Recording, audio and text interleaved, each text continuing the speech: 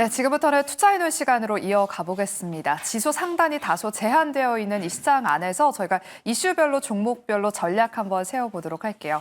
오늘 함께할 두 분은요. 위즈웨이브의 이건희 대표, 퍼스트프라임 리서치의 손효로 팀장 두 분과 함께하겠습니다. 어서 오세요. 안녕하세요. 안녕하십니까. 네, 또 마지막 순서로 두 분의 탑픽주도 공개가 됩니다. 어떤 탑픽주를 준비해 오셨을지 기대해 주시기 바라겠고요. 그럼 지금부터는 본격적으로 이슈별로 저희가 전략을 한번 세워보도록 할게요.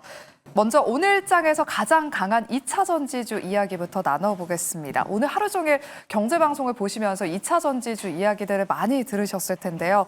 지난달 중순부터 2차 전지주들이 고개를 들고 반등을 보이더니 8월 들어선 정말 폭발적인 상승률을 보여주고 있습니다.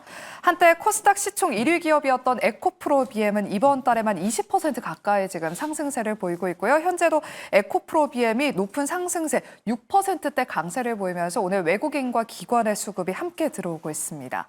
지금 증권가에서도 9월까지는 반등 이어갈 것이다라는 전망을 내놓고 있는데요.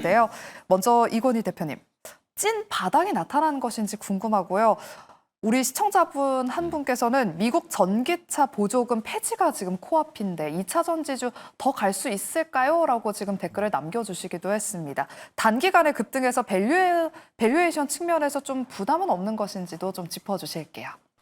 예, 일단 지금 2차 전지가 가는 게 자동차 때문에 가는 게 아니고 ESS랑 지금 어떻게 보면 LFP 관련돼서 지금 올라오고 있는 거라고 보시면 되는데 지금 이제 IRA 관련돼서 이제 그 보조금 이슈는 없어졌죠. AMPC는 좀 기존대로 유지가 됐는데 보조금이 없어졌다라는 부분은 당연히 이제 판매 자체가 좀 줄어들 가능성은 있습니다만 지금 시장은 이제 회복을 좀 기대하고 있는 것 같습니다. 그래서 바닥은 제가 볼 때는 탈출한 걸로 보이고요.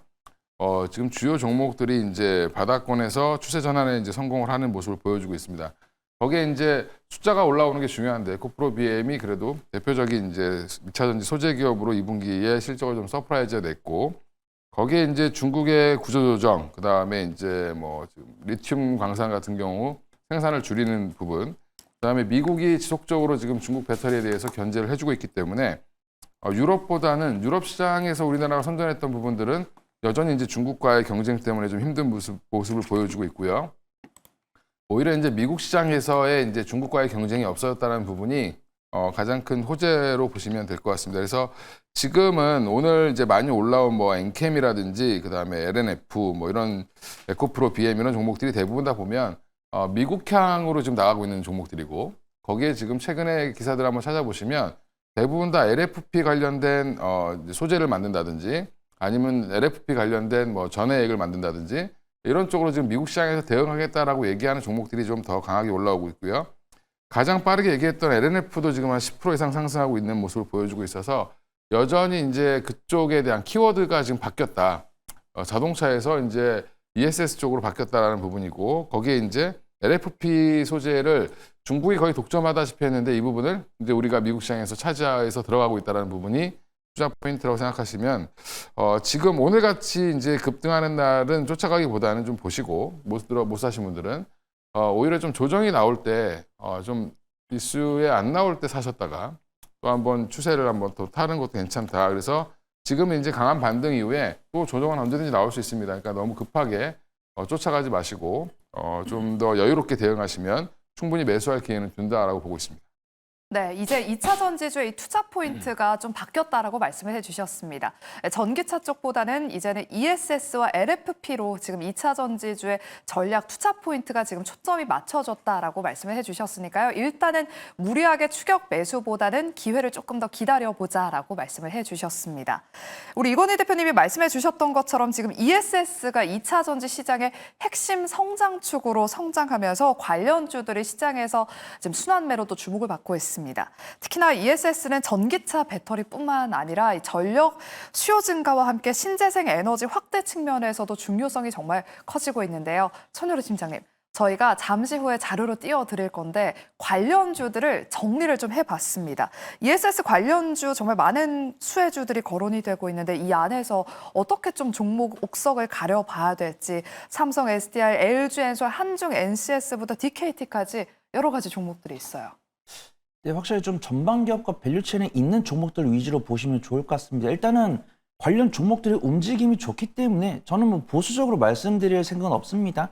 근데 우리가 에너지 저장 장치를 했을 때 좀 보수적으로 보신 분들은 아니 뭐 에너지 저장 장치가 뭐 그렇게 별다르게 뭐 다를 게 있나? 이렇게 보시는 계실 텐데 저 같은 경우는 이 2차 전지가 전기차뿐만 아니라 우리가 AI를 이용하기 위해서 먼 곳에서 전력을 끌어오기 위해서는 뭐 에너지 저장 장치의 니즈가 필요하다. 이런 식으로 말씀을 드리고 있고요. 그 다음에 글로벌 리서치에서도 2024년 연말 기준 했을 때는 약 대략적으로 한 235기가와트 시에 뭐 400억 달러 규모라고 했으면은 2035년까지 618기가와트 뭐 800억 달러 정도 시장이 전망이 될 거다. 이렇게 뉴스가 나와 있고 제가 시간이 없어가지고 우리가 뭐 에너지 저장 장치라고 볼 수 있는 뭐 2차전지 관련 종목들이 과연 이 ESS 관련해서 이 리포트가 말한 목표치를 그대로 채웠는지는 잘 확인을 못했지만 테슬라 같은 경우도 전체 매출액의 ESS가 한 5%, 그 다음에 LG 에너지 솔루션 같은 경우도 전체 매출의 한 5% 이내 ESS가 나오고 있는데 이 주가는 기대를 먹고 자란다고 한 것처럼 지금도 LG 에너지 솔루션이나 뭐 삼성 SDI가 ESS 관련 수주를 땄다고 했을 때 사실 전체 파이 대비했을 때는 5%가 안 됩니다. 근데 ESS가 뭐 CATL이나 파나소닉이나 아니면 테슬라만의 전유물이었다면 작년 연말부터 LG 에너지 솔루션과 삼성 SDI가 그 파이를 넓혀갔다. 그 다음에 관련 전방 기업들과 수주가 나오고 뭐 국내 정부발 단일 공급 계약 이런 것들 하면서 2차 전지 기업들이 단순하게 이 전기차용 배터리뿐만 아니라 전력 설비에 필요한 에너지 저장 장치를 만들기 위해서 판로를 개척을 했고 그에 대한 기미가 보이는구나 이렇게 판단해 보면 좋을 것 같습니다. 일단 LG 에너지 솔루션, 삼성 SDI 이런 종목들도 괜찮지만 저는 변동성이 가장 강한 종목들 위주로 보시는 게 좋다라고 판단합니다. 근데 사실 뭐 NK미나 유에너테크, 뭐 포스코 DX, DKT 이런 종목들은 좀 성장성이 있는 종목들이기 때문에 매매 관점은 단기적인 변동성을 선호하신 분들 위주로 보시면 좋다라고 판단하고 있고요. 저는 뭐 우리 앵커님께서 말씀하신 뭐 한중 NCS나 뭐 LG CNS, 뭐 서진 시스템 이 정도 괜찮다라고 보고 있는데 서진 시스템이 가장 ESS 관련으로서는 실제 폭발적으로 증가를 하고 있고 그 기업이 갖고 있는 매출 비중에서도 ESS 비중이 가장 크기 때문에 나는 단기적인 변동성을 선호하지 않는다라고 했을 때 완성셀 기업들, 난 단기적인 변동성을 선호를 한다. 그래서 제가 앞에 언급드린 좀 시가총액 작은 종목들, 나는 성장성과 안정성을 고루 갖춘 종목이 없을까요? 라고 하신 분들은 서진 시스템 유심히 보고 있다. 여기 좀 말씀을 드리도록 하겠습니다.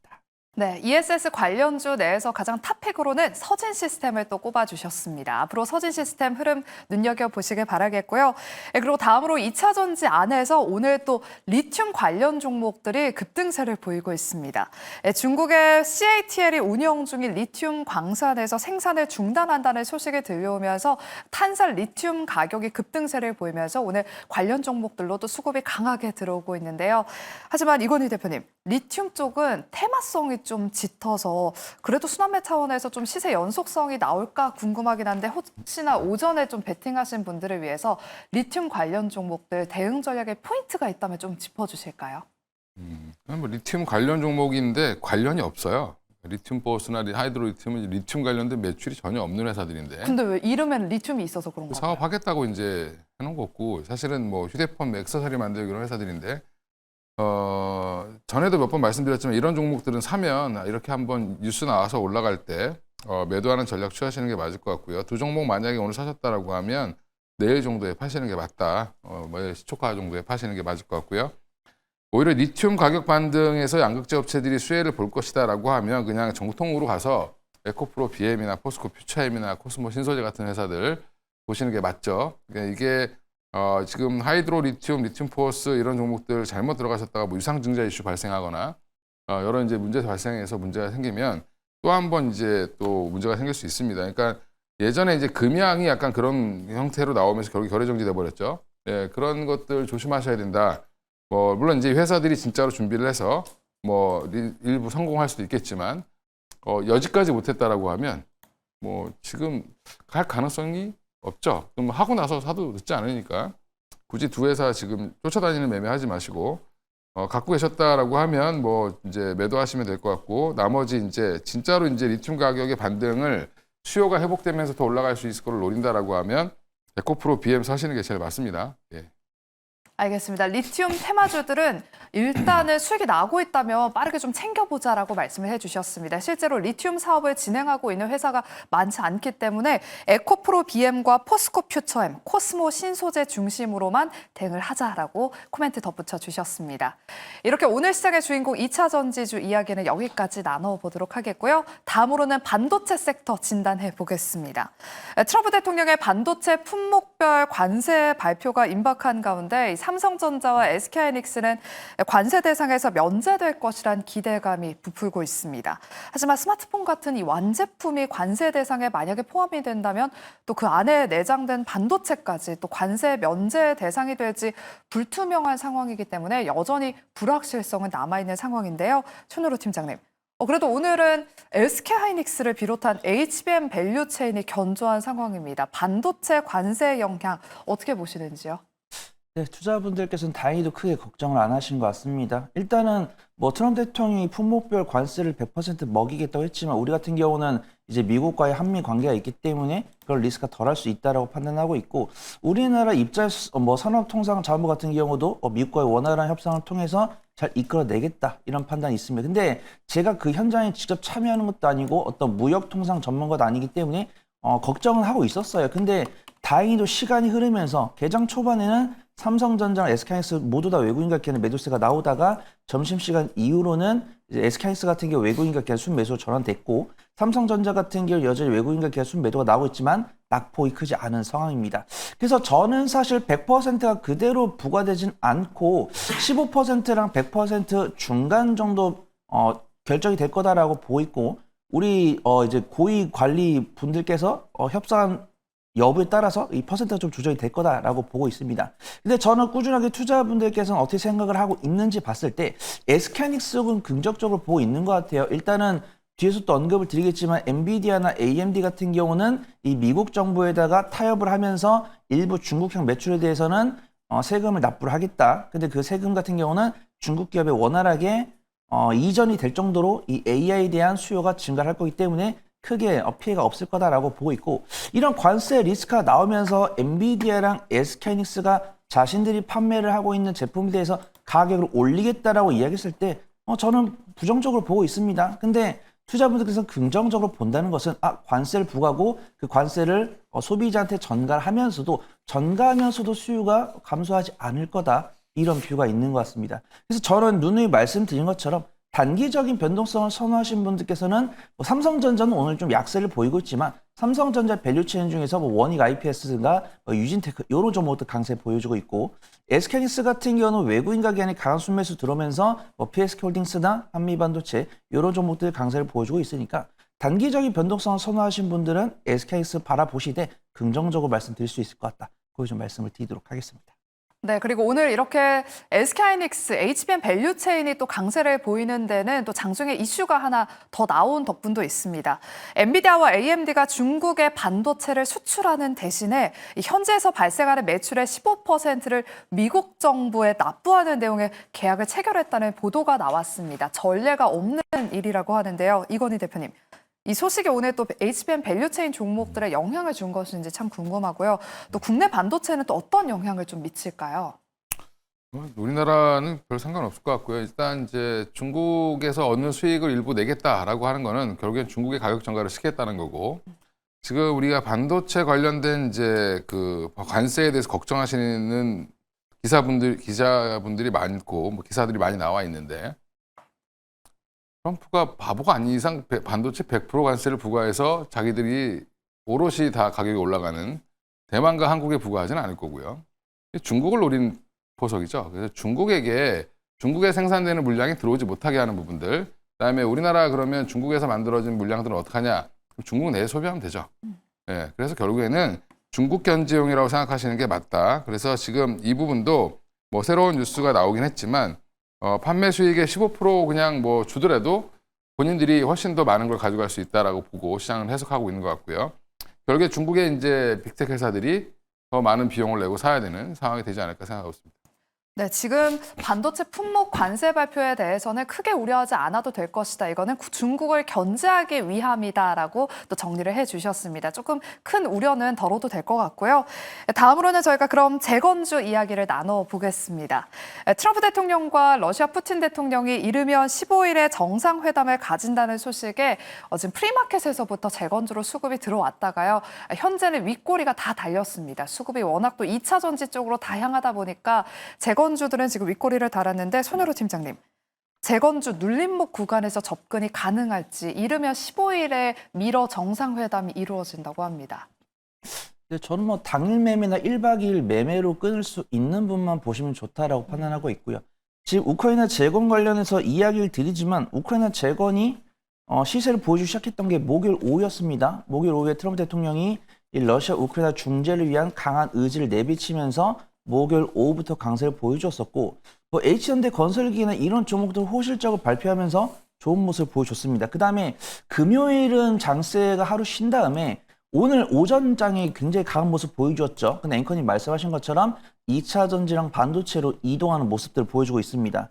우크라이나 재건 관련 종목들 보면 윗꼬리가 달려 있고요. 그 다음에 오전장 대비해서 상승폭을 한 3분의 1가량 반납을 했고 수급도 엄청 긍정적이지 않습니다. 일단 우리가 대장이라고 볼 수 있는 뭐 H현대 건설기기 같은 경우는 외국인 순매도가 찍혀 있는데 기관 순매수 들어 있습니다. 그래서 제가 만약에 이 자리에 앉아가지고 트럼프 대통령의 의중을 확인해서 혹시 트럼프 대통령 혹시 가가지고 이제 뭐 푸틴 대통령과 뭐 담합을 지을 자신 있습니까? 이런 인터뷰를 해가지고 나는 완전히 휴전과 종전 이끌어내겠다. 이런 뉴스가 나와주면 재차 상승하겠지만 만약에 우리가 과거에 지금 4차 회담이니까 뭐 1차, 2차, 3차처럼 그렇게 좀 확실할 수 없는 그런 뉴스가 나오지 못했을 때는 추가 상승이 안 나올 수 있습니다. 그래서 저 같은 경우는 사실 이 방송을 준비하면서는 매매 관점으로 접근 가능해 보인다라고 말씀을 드리고 있었는데 생각보다 2차 전지랑 반도체한테 수급을 좀 많이 빼앗기는 것 같아요. 그래서 저는 가급적이면 좀 관망하는 게 좋다라고 판단하고 있고요.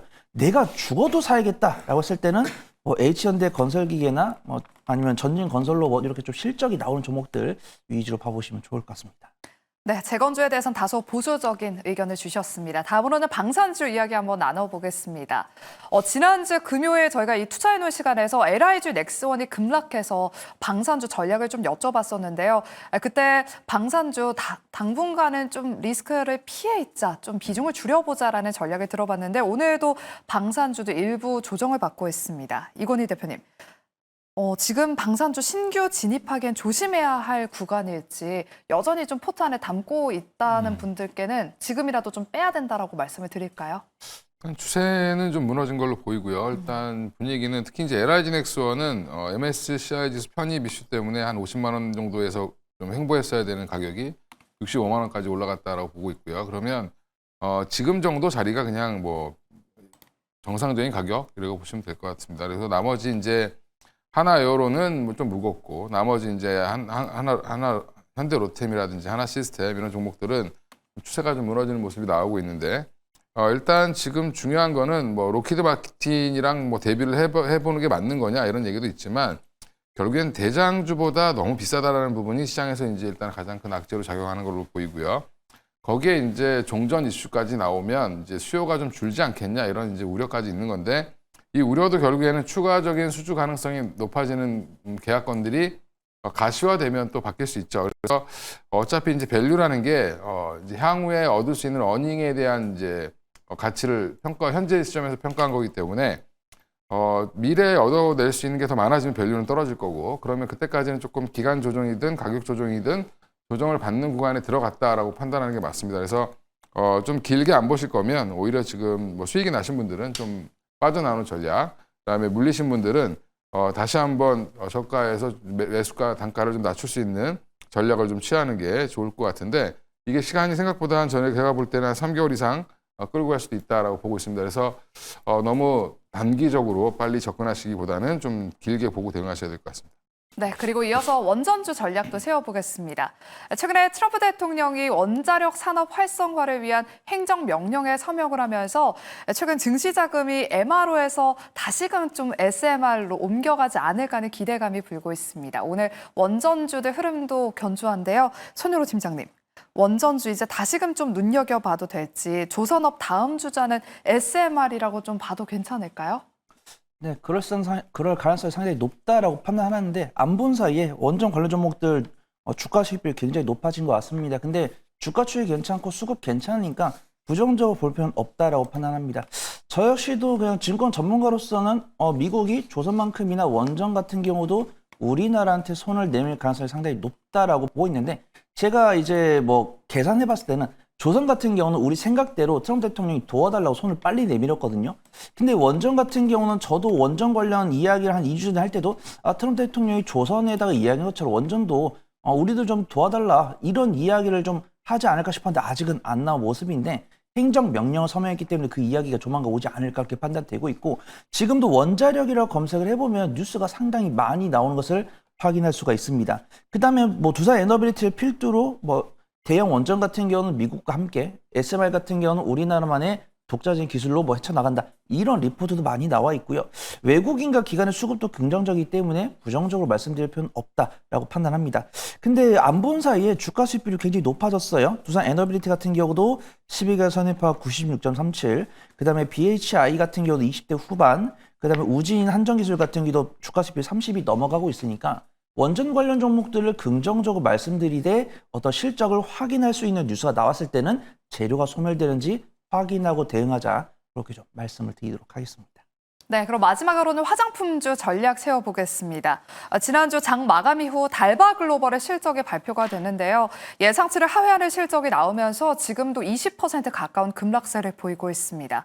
이번에 나온 실적을 두고서도 지금 증권가에선 의견이 분분한 상황인데 일단 이건희 대표님. 달바글로벌 실적 어떻게 해석하셨는지 궁금하고요.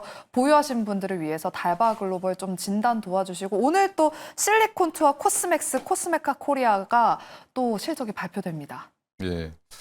일단 기준은 가이던스로 보시는 게 맞고요. 기대가 큰 만큼 실망도 컸다라는 게 달바글로벌의 이제 표현인데 원래 상장할 때부터 주목을 좀 많이 받았고 그다음에 성장세가 가파랐기 때문에 이 가이던스를 충족시킬 수 있지 않을까라고 생각하다가 결국에 이제 그걸 충족을 못 시켰죠.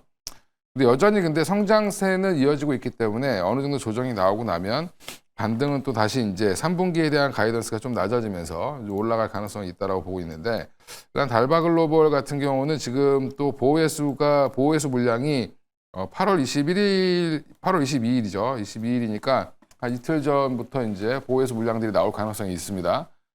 그 물량까지 이제 감안을 해서 지금 주가가 좀 더 약한 모습을 보여주고 있다라고 생각하시면 되고요. 이제 APR 때문에 올랐던 화장품들이 달바글로벌 때문에 다 빠지는 그런 현상이 나오고 있는데 한국콜마도 마찬가지인데 한국콜마도 역대 사상 최대의 분기 실적을 냈음에도 불구하고 급락이 나오고 있는 건 눈높이가 너무 높았기 때문이다. 뭐 이렇게 생각하시면 될 것 같습니다. 그래서 나머지 종목들도 숫자 확인하고 접근하시는 게 맞을 것 같다. 기준은 가이던스로 보십시오. 네, 그럼 마지막 순서로 두 분의 탑픽주 공개해 보도록 할게요. 먼저 손현호 팀장님의 탑픽주부터 30초씩 좀 짧게 갈까요? 네, 전 대주전자재로 말씀드리고 PSK홀딩스 붙여드리도록 하겠습니다. 일단 2차전지 관련 종목들이 강세를 보이고 있는데 대주전자 재료하면 실리콘 음극재를 만들고 있고 테슬라 신차에 실리콘 음극재가 들어갈 건데 그 실적이 반영이 안 됐습니다, 아직. 근데 분기 실적, 연간 실적 보면은 개선세를 보여주고 있어요. 그래서 실적이 잘 나왔길래 테슬라 실리콘 음극재 실적이 반영됐나? 라고 봤더니 그게 이연이 됐습니다. 공급이 없어진 게 아니고 공급이 이연됐음에도 불구하고 지금 좋은 실적 나왔으니까 2025 하반기에는 실적이 더더욱더 잘 나올 것이다. 그렇게 보고 있습니다. 오늘 외국인 강한 순매수 들어오니까 매수가는 지금부터 가능하실 것 같고 손절가는 74,000원, 1차 목표가는 85,000원 설정해 보도록 하겠습니다. 네, 오늘 손현호 팀장님의 탑픽주는 대주전자재료였습니다. 그리고 오늘 이건희 대표님의 탑픽주는 포스코 퓨처엠이었는데요. 저희가 방송 시간 관계상 포스코 퓨처엠 가격 전략 저희가 띄워드리도록 하겠습니다. 그럼 저희는 내일 이 시간에 다시 돌아오도록 할게요. 함께해 주신 여러분 고맙습니다.